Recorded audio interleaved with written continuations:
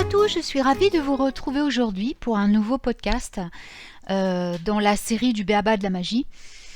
Alors là, c'est pas une émission de radio, je continue toute seule comme une grande, voilà, à vous poster des podcasts, à vous faire des podcasts, donc pour vous expliquer les bases de la magie, aussi vous donner des idées pour développer, continuer à développer votre propre magie, votre magie intuitive, votre magie divine, celle qui vous est propre et qui vient de votre âme.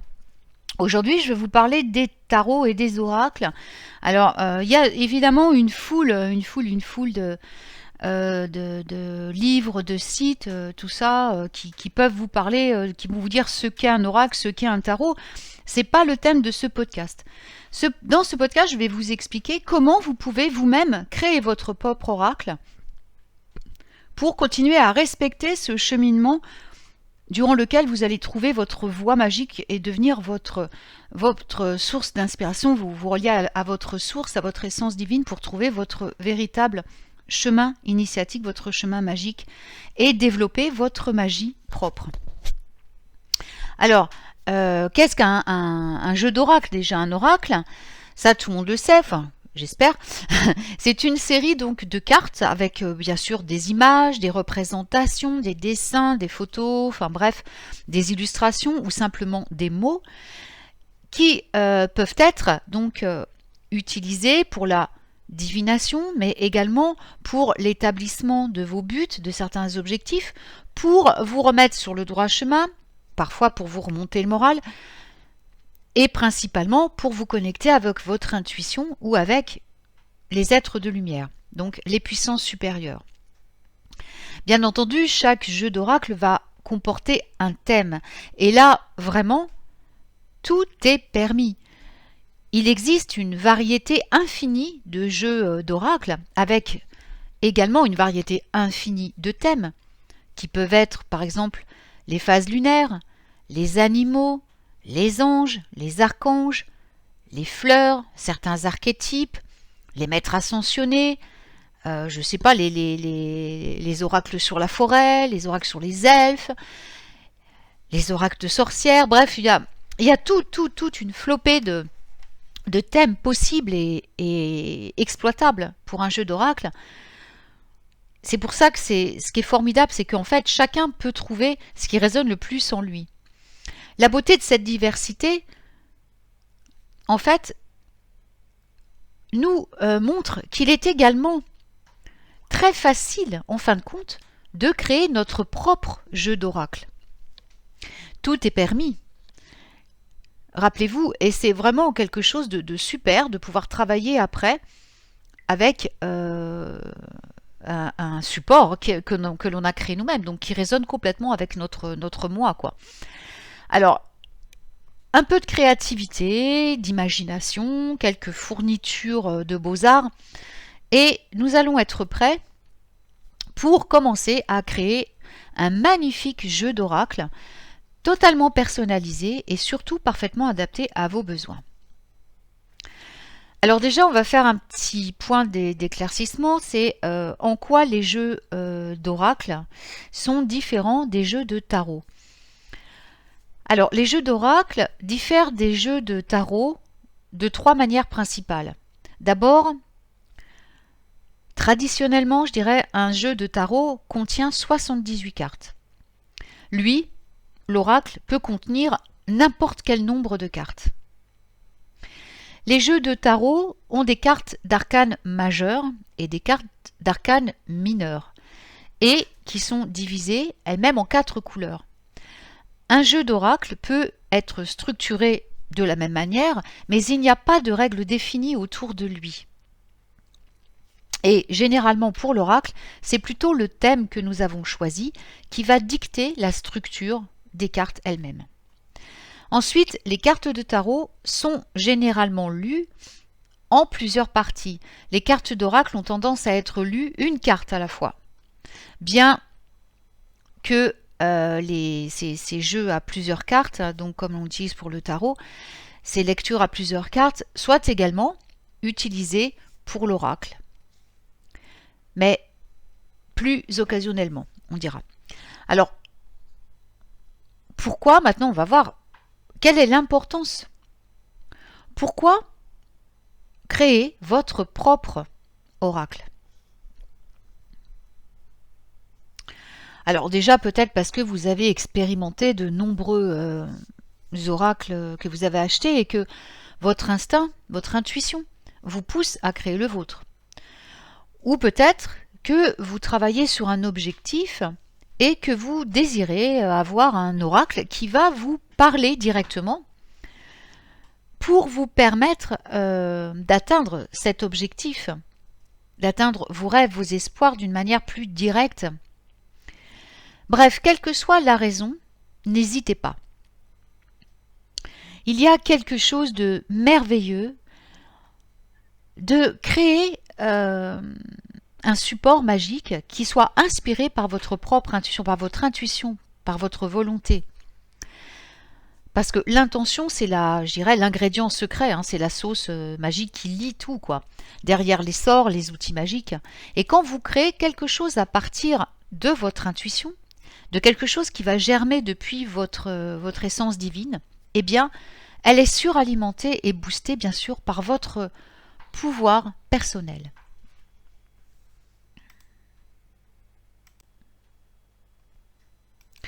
Alors, nous allons commencer. Alors, la première étape est de visiter, de faire des recherches sur les jeux d'oracle, bien entendu, en général. Donc, vous pouvez vous rendre, vous allez vous rendre sur des sites, sur Google, ou voilà, par exemple, des sites sur Pinterest, et découvrir différents jeux d'oracle que d'autres ont créés. Ceci, c'est pas bien sûr pour copier, parce que sinon je vois pas l'intérêt, c'est bien entendu pour déjà cibler vers quel type de jeu vous êtes davantage attiré. Alors, pas seulement de thème, mais pas seulement pour le thème, je dirais, mais aussi pour le look. Hein. Donc, est-ce que par exemple, vous préférez des cartes de grande taille ou de la taille d'un simple jeu de cartes? Ou alors, quelle forme préférez-vous? C'est pas forcément, vous n'avez pas besoin forcément de faire des cartes en forme de rectangle. Hein. Vous pouvez les faire en forme de triangle, en forme de cercle, en forme de losange, bref quoi. Quel schéma de couleur attire votre attention également? Vous pouvez également choisir certains supports, des supports différents. Ça peut être sur du bois. Vous pouvez faire en forme de dés, par exemple. Vous pouvez les faire... je sais pas, il y a multitude. Vous voyez ce que je veux dire? Essayez de trouver quelque chose qui vous appelle vraiment pour faire votre oracle. Remarquez également, essayez d'observer les intentions qui sont derrière chaque jeu d'oracle. Certains vont être plus utilisés et axés sur la divination, tandis que d'autres vont viser à apporter une inspiration particulière à votre journée, d'autres vont vous guider vers votre but. Donc, après avoir parcouru ce qui existe, ça prend déjà un certain temps, il faut vraiment faire ça bien, vous commencerez à avoir déjà une idée de ce qui vous paraît le plus adapté pour vous, de ce qui vous plaît le plus au niveau du support, au niveau de la taille, de la forme, tout ça, des couleurs à utiliser. Et également, voilà, si vous voulez faire en couleur, en noir et blanc, bon, il n'y a pas de limite. Hein. La plupart des jeux d'oracle appartiennent à l'une des deux catégories suivantes, soit thématiques, soit basés sur des personnages. Donc par exemple, un jeu, ce qu'on appelle un jeu thématique, hein, c'est un jeu qui, par exemple, sur chaque carte, vous allez avoir une affirmation différente. Alors qu'un jeu basé sur des personnages, ça peut être une représentation d'un animal différent sur chaque carte. Ou de ce que vous avez choisi pour le thème, bien entendu, si c'est des personnages. Hein. La deuxième étape est de faire comme on appelle ça, un remue-ménage, je dirais, sur les thèmes de vos cartes. Donc maintenant que vous regorgez d'excellentes idées pour faire votre jeu d'oracle, vous allez prendre le temps de noter des idées pour votre propre jeu. Alors pendant que vous faites ça, il faut laisser libre cours à votre imagination et à votre créativité. Vous allez noter toutes les idées qui vont vous venir à l'esprit sans les juger et sans rien censurer. Vraiment, vraiment accueillez tout ce qui vient à vous. Parce que vous allez pouvoir vraiment exploiter tous les recoins de votre imagination, je dirais. Et vous allez être peut-être surpris des thèmes que vous allez voir apparaître sur votre feuille de papier. Si vous vous semblez un peu limité, eh bien, pensez aux choses dans votre vie qui paraissent magiques ou qui déclenchent quelque chose au plus profond de vous-même. Ça peut inclure la nature, des espaces sacrés. Alors, espaces sacrés, ça peut être dans votre environnement ou dans le monde entier. Par exemple, il y a des gens qui sont très inspirés par la forêt de Brocéliande ou par Stonehenge ou par l'Himalaya ou par, je sais pas, voilà, ou par... Eh bien, vous pouvez construire un oracle autour de ça, rien ne vous en empêche. Ça peut être aussi des outils magiques que vous utilisez dans vos rituels, des formes géométriques, des personnes que vous admirez. Vous pouvez faire un jeu d'oracle sur des personnes que vous admirez, même si voilà, rien n'est exclu et tout est valable. Des personnages de livres qui vous ont fait rêver, ou qui vous ont inspiré, voilà. Des musiciens, des affirmations que vous avez pris l'habitude de réciter. Alors, les vôtres, n'allez pas piquer les affirmations des autres. C'est votre jeu d'oracle, c'est pas une raison pour prendre les choses des autres. De la nourriture, de la poésie, voilà, vous pouvez écrire des poèmes. Après, si vraiment vous n'êtes pas doué pour tout ce qui est inspiration et tout, mais vous pouvez à ce moment-là reprendre effectivement des citations d'auteurs existants, mais dans ces cas-là, pensez à bien noter, bon bah là pour vous-même puisque vous n'allez pas le diffuser, mais bien noter quand même le nom de l'auteur, déjà pour respecter l'auteur, mais aussi pour retrouver qui a écrit et puis pouvoir peut-être éventuellement faire des recherches sur cet auteur et trouver d'autres choses qui vous inspirent. Alors, une fois que vous avez choisi votre thème, vous allez maintenant dresser la liste de toutes les idées concernant la conception de vos cartes. Et évidemment, autour du thème. Alors, vous pouvez, bien entendu, décider de mettre seulement des mots sur chaque carte ou simplement une image, ou les deux. Vraiment, j'irais étudier à fond, passer au crible toutes les idées de design, faites à nouveau des recherches au besoin, et choisissez celles qui vont vous correspondre le plus. Il y a des tas de supports auxquels on ne pense pas, et c'est bien, bah voilà, en continuant des recherches, vous pouvez trouver quelque chose, dire « Ah mais oui, ça serait vraiment génial », et l'utiliser pour faire votre oracle. Choisissez toujours celles qui vous correspondent le plus, qui vous parlent le plus, même si vous ne savez pas pourquoi. N'allez pas analyser, laissez votre intuition choisir. Et prévoyez autant de cartes que votre intuition vous le dit aussi, que vous le souhaitez. Ça va être uniquement le vôtre, donc vous devez établir vos propres règles. Vous pouvez aussi bien avoir un jeu d'oracle à 10 cartes que d'avoir un jeu d'oracle à 50. La troisième étape va être de choisir les matériaux. Donc ici, il y a également énormément d'options. Ce qui est chouette, c'est d'aller faire une petite visite au magasin d'artisanat local pour acheter vos matériaux.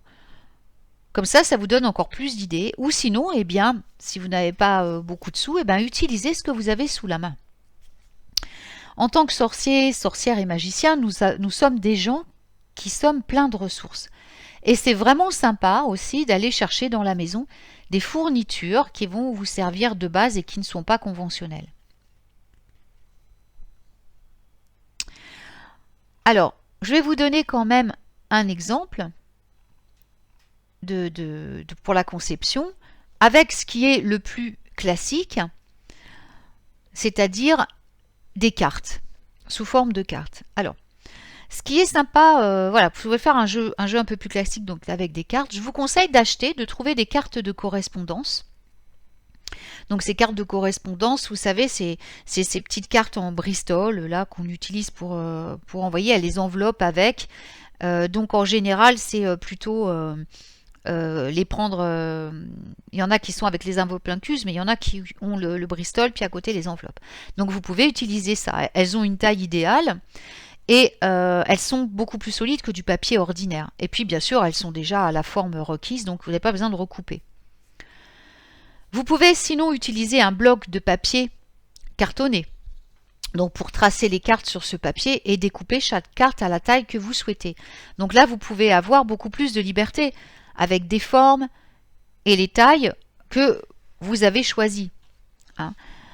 C'est pas, comme je l'ai dit, c'est pas obligé d'être rectangulaire. Hein. Cercle, triangle, hexagone, ça fonctionne très bien aussi. Là, vous avez carte blanche.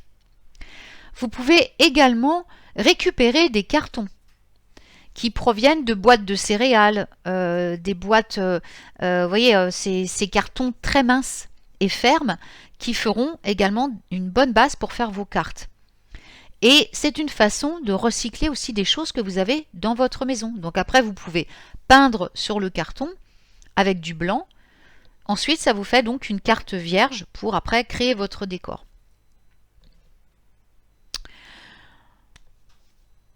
Ensuite, qu'est-ce qu'il vous faut? Donc ça, c'est la base, mais vous pouvez aussi le faire sur du bois. Si vous avez des petits morceaux de bois, des choses, vous pouvez le faire avec du bois aussi, ou des cubes. Mais là, il faut acheter, donc c'est un peu plus compliqué. Donc voilà, je vous ai donné 3 idées avec des choses, bon, voilà, que vous, 2 choses que vous pouvez acheter et une autre que vous pouvez recycler. Alors ensuite, il vous faut bien sûr de la glu, parce que au cas où vous vouliez faire des cartes avec des choses collées dessus, avec des collages, pensez à avoir de la glu. Du médium également. Donc le médium, c'est bien pour transférer des images, pour faire adhérer du papier à des matériaux qui ne sont pas papier, quoi, on dirait. On peut prendre du vernicole, hein, c'est très bien aussi. Des pinceaux, bien sûr, hein, parce qu'on peut utiliser bien sûr avec la peinture, la colle ou le vernicole. La peinture, bien entendu, donc acrylique, aquarelle, bien sûr, il ne faut pas de peinture à l'huile dans ces cas-là. Vous pouvez aussi utiliser de en aérosol parce que vous pouvez faire des pochoirs, hein, mais par contre, il faut l'utiliser en extérieur, hein, ça c'est clair, et bien se protéger. Vous pouvez avoir besoin aussi de marqueurs, de crayons de couleur, de stylos de calligraphie, de plumes avec de l'encre, de feutres, hein, pour dessiner vos propres motifs, écrire les mots à la main. Comme ça vous donne vraiment une personnalisation totale de vos cartes. Hein. Comment dire, des vieux magazines aussi. Vous pouvez récupérer des magazines, découper des images qui correspondent au thème de votre jeu et les coller sur les cartes et passer un petit coup de vernicole dessus, par exemple. Des photographies, si vous avez des photos personnelles qui correspondent à votre thème, vous pouvez également les utiliser. Ensuite, des cartes postales, des cartes d'anniversaire. C'est une façon d'infuser votre art avec des choses qui ont du sens pour vous, voyez, et ça augmente sa puissance. Ça peut être aussi avec des fleurs, des feuilles, des herbes séchées et pressées. Hein, donc c'est très terre, j'aime beaucoup. Donc elles vont adhérer avec le médium ou avec le vernicole directement sur le papier. Du papier de soie. Comme ça, vous pouvez découper des formes avec le papier de soie, les coller avec le vernicole. C'est très joli aussi, ou avec vous diluez de la colle. Et voilà, ça donne un résultat sympa. Ça fait un peu un effet vitrail. Du papier cadeau. Alors ça, c'est plutôt pour mettre au dos des cartes. Mais ça, on verra, on va voir. Du ruban d'emballage transparent pour les transferts d'images ou pour une finition lisse sur les cartes. C'est un peu comme si on faisait du laminage. Et puis ensuite, cherchez vous-même, trouvez des idées autant que vous voulez pour faire votre oracle. Hein. Alors maintenant, on va passer à la conception du dos des cartes. Alors, évidemment, il y a plusieurs versions aussi. Vous pouvez décider de faire le dos de vos cartes uni, ou alors le dos de vos cartes avec également une illustration, mais une illustration bien sûr, comme vous le savez, qui sera la même pour toutes. Hein. Généralement, les jeux de cartes ont toutes des versos identiques. Hein.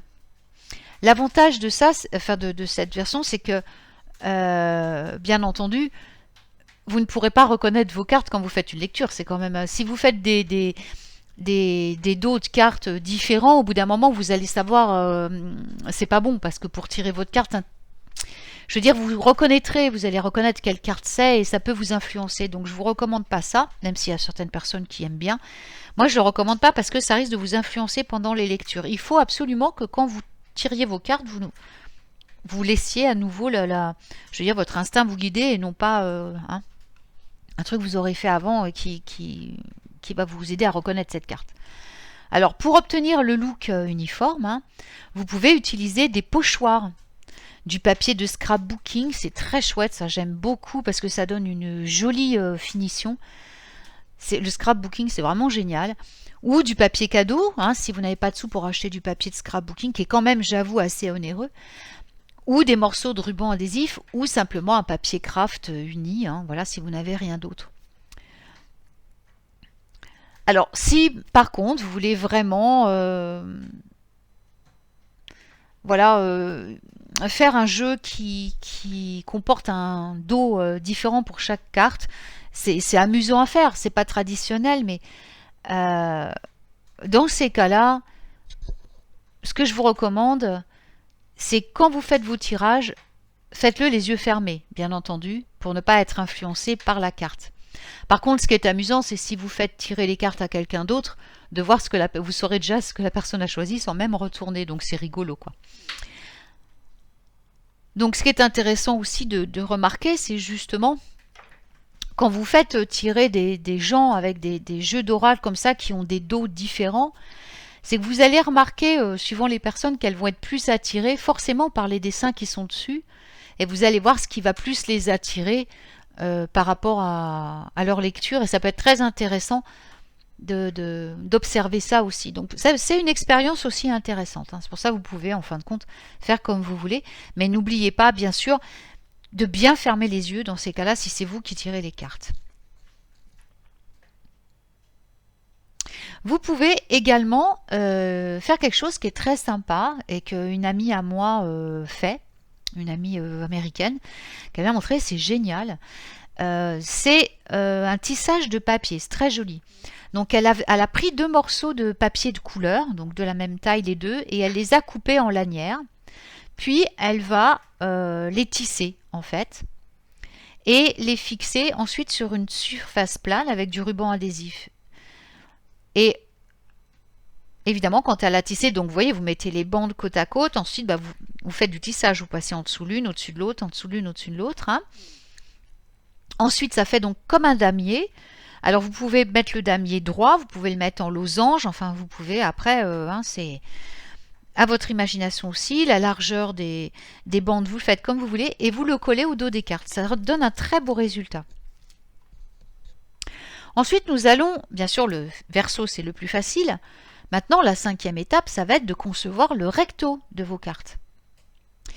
Alors, là, il va falloir repartir sur la liste que vous avez faite pendant la 2e étape, c'est-à-dire tout ce que vous avez sorti de votre imagination, de votre tête ou de ce que vous avez vu sur Internet ou des jeux que vous avez déjà.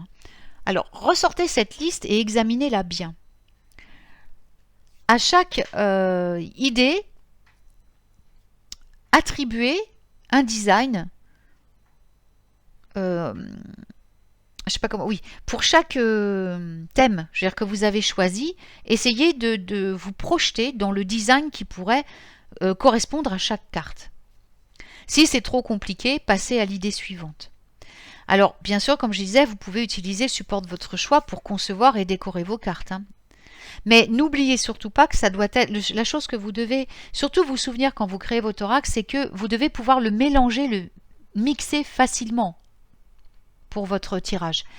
Donc, si vous prenez des matériaux texturés, veillez à ce que ça raccroche pas, que ça reste doux, pour pas bloquer quand vous allez le mélanger. Donc si vous savez dessiner, vous pouvez esquisser des symboles, des personnages sur les cartes. Si non, vous pouvez trouver des images qui correspondent à votre thème, les coller.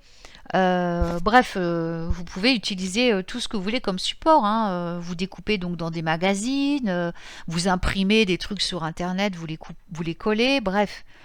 Alors surtout, n'oubliez pas de travailler sur une seule carte à la fois. Sinon, vous allez vous retrouver complètement débordé. il faut que ça reste amusant, hein. Quand vous créez votre jeu, vous devez lui insuffler une énergie positive, une énergie, une haute fréquence. Si vous le faites et qu'au bout d'un moment c'est trop fastidieux, que c'est une corvée, imaginez ce que vous allez mettre dedans. Donc il faut pas. Il faut que ça soit ludique et amusant, toujours. Parce que les cartes vont absorber votre énergie pendant que vous les créez. Alors il faut que le processus soit toujours joyeux. Donc, mettez à la télé un film amusant, mettez-vous un fond d'écran, des musiques de Noël, des choses comme ça, ou des musiques qui vous inspirent, et insufflez une énergie ludique et joyeuse à votre jeu pendant que vous le créez.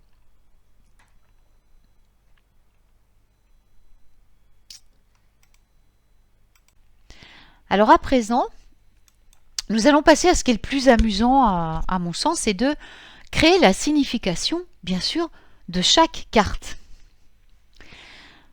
Donc là, ça va être un travail vraiment de connexion avec votre instinct, avec votre intuition.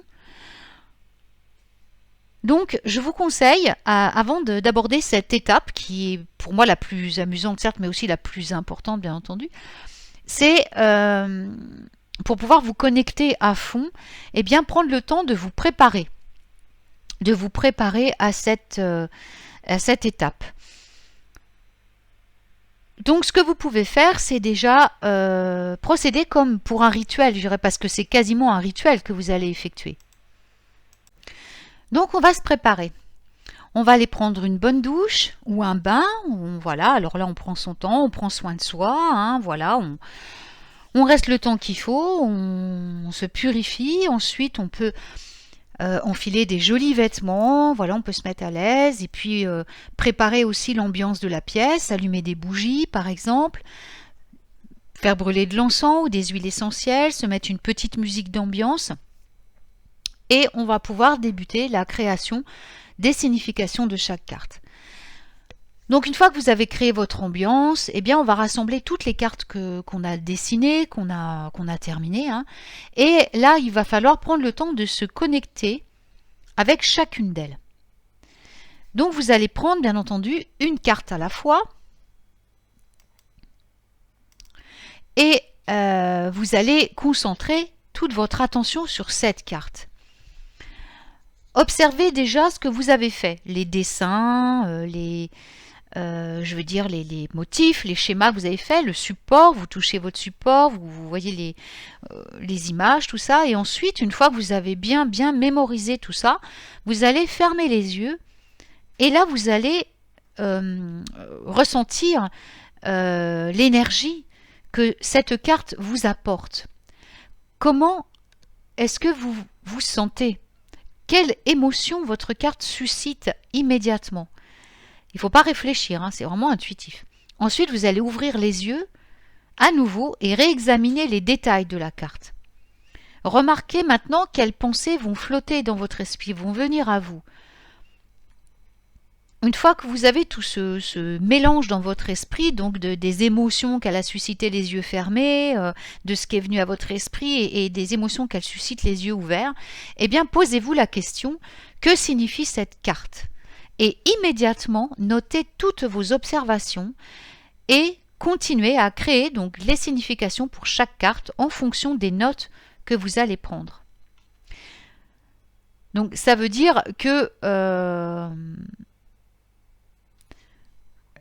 c'est un travail quand même assez long, hein. Alors, vous pouvez également faire ça au fur et à mesure que vous créez les cartes. Je veux dire, là, je vous donne le processus une fois que vous avez fait toutes les cartes, mais sachez que vous pouvez aussi le faire, ça, une carte après l'autre. Par exemple, un jour, vous allez travailler sur une carte, voilà, vous avez terminé le design, hop, vous allez vous préparer, et là, vous rentrez en méditation, en connexion. Pour faire ça, c'est un travail là quotidien, vous en faites 2-3 par jour, enfin bon, allez au rythme que vous voulez, mais le processus doit rester le même pour la création de la signification.